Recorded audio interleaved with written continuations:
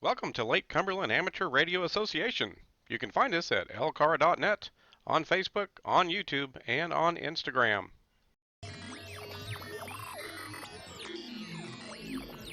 If you're enjoying the videos we're producing here at LCARA, please help our club out by hitting that subscribe button.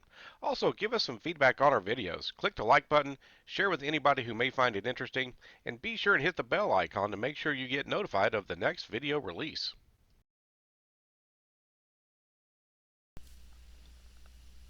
Welcome, everybody, to the Lake Cumberland Amateur Radio Association. This is KY4BDP Brian, and I'm bringing you HAMcation 2020 in Orlando. Flew down to Orlando on the recommendations of a number of people that HAMcation is the second largest HAMfest in the United States. And just getting in the gate, I could really get an idea of the enormity of this event. All kinds of outdoor displays, a lot of used gear, new gear, parts that you can't really find hardly anywhere else. There's probably somebody that's got it at this event. Satellite communications was Amstrad had a display out here right before you go into the pavilion, and then once I walked into the pavilion, most of the vendors that you've probably heard of were there. And you can find a product for just about any type of tangent in the ham radio hobby, from weather stations to radios to all kinds of things. And here we're looking at a static display of antennas at a booth I thought looked pretty innovative. Hadn't seen this particular antenna before, or antennas, but from N2 Antenna Systems. And then as you continue to walk in, I went to the right, you're going to see booths and vendors that you've seen before. Gigaparts, of course, is pretty well known in our industry.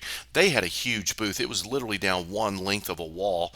They even brought in Astron to show off some of the new products that they're coming out with a little bit later this fall. And I got an interview with Gigaparts a little bit later on.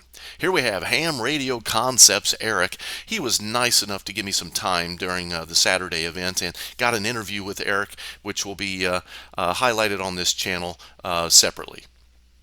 Great guy.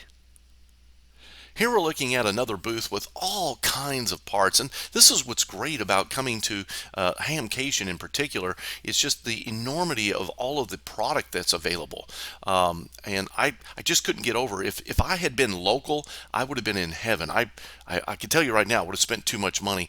Here we're looking at the ICOM booth. I didn't get a chance to interview these folks. It was mostly busy most of the time, and I did not want to take away some of their folks on an interview. Here we're looking at the Heil booth, and I just purchased one of their headsets. Been really happy with it. We'll be doing a review on that a little bit later, but they've got, again, a lot of different products. I didn't really know how many products they had, but this kind of gives it away. They had a lot of product there.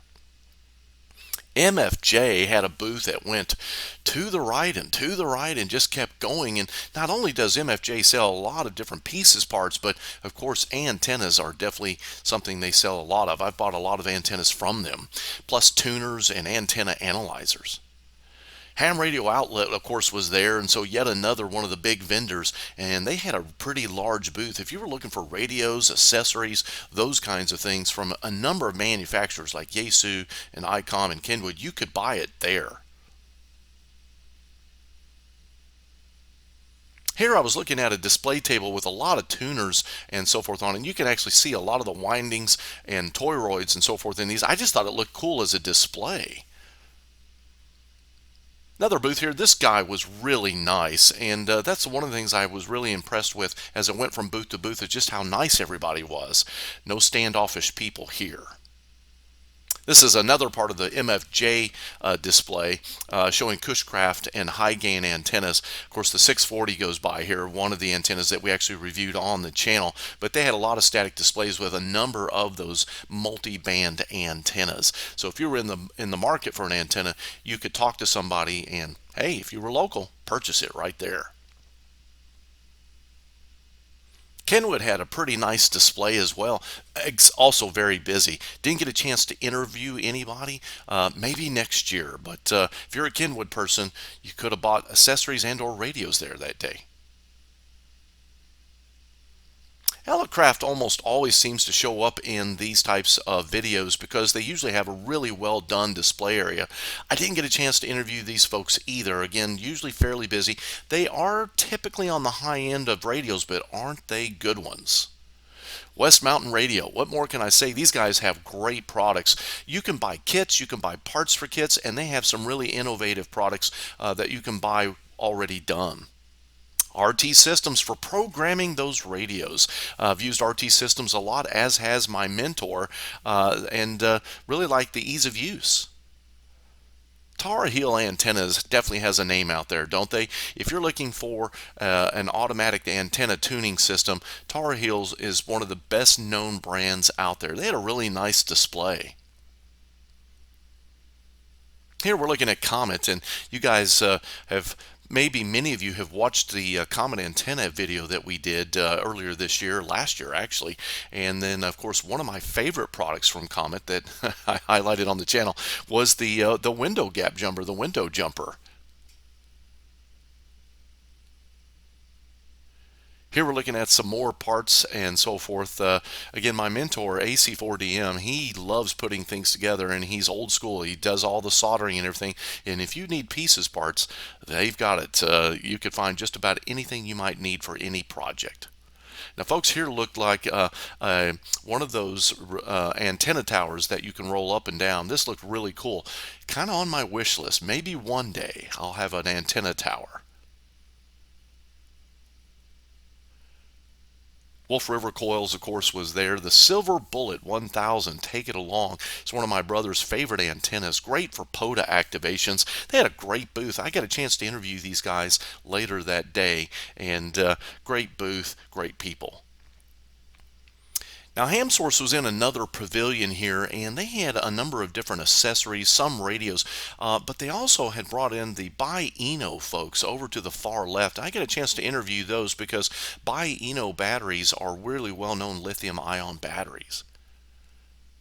Boy Scouts were also represented, and as many of you may know, as you grew up with the Boy Scouts, they've always had a pretty strong ham radio type merit badge training and learning. They were doing some RC-based equipment there.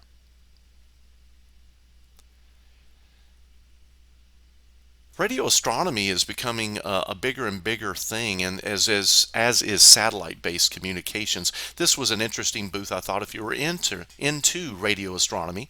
Here we had Ultimate Antenna Systems, I believe it is, and they had some pretty innovative antennas as well. Looked like possibly a local company even. Might grab one of those for an analysis later.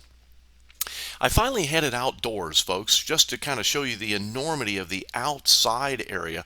The pavilions are great for a lot of the vendors you've heard of, but if you're looking for that hard-to-find item, if you're looking for pieces, parts, accessories, things that haven't been made in forever, you're probably going to have a good chance of finding it out in the outdoor section. Lots of different people were displaying their wares at HAMcation this year, and you usually have this at a lot of HAMfest, but the enormity of this outfield really impressed me. And like I said, if you can't find it here, there's a good chance it's just not available right now because there were so many different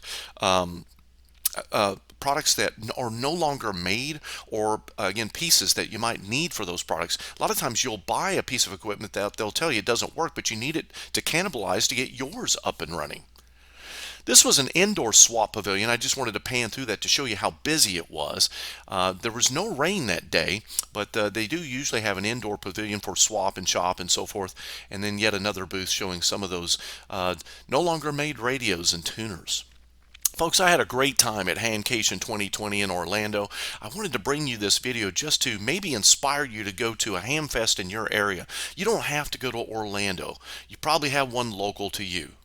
This is KY4 BDP 73.